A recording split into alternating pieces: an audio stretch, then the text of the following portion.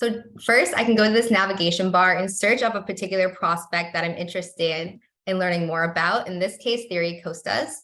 And what xiQ will do is go to every corner of the internet and look at any publicly available breadcrumbs and predict his personality type based on that information.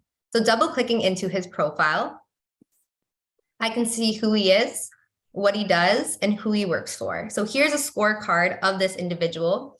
And then going even further, now that we live in these little Zoom boxes, we're all virtual right now, it's really how do you get to know that person across the Zoom camera? So xiQ will give you tips and tricks on how to communicate with him in the right way the first time. So here you can see that Theory is a driver personality based on the DISC methodology.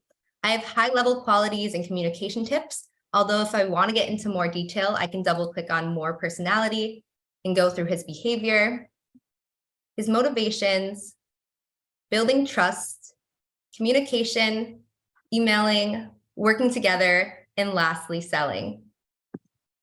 Scrolling down, we have sales alignment. So at first, xiQ just used to tell us the personality of our individual reviewing, but we realized we were missing half the picture. We also want to look at the seller in relation to the buyer. So sales alignment gauges the compatibility between you and the person being viewed. I could also search another individual here if I wanted to work in teams. Like we're often selling to 5, 6, sometimes even 12 decision makers. So it's really a team effort in this economy in the great attrition. So here I could type in Usman Sheikh. And I could see how he would relate to Theory in this case. This goes from low, medium to high affinity. Just because you have low affinity doesn't mean you shouldn't sell to them. It just means you need to look at xiQ a little bit more and tailor your approach.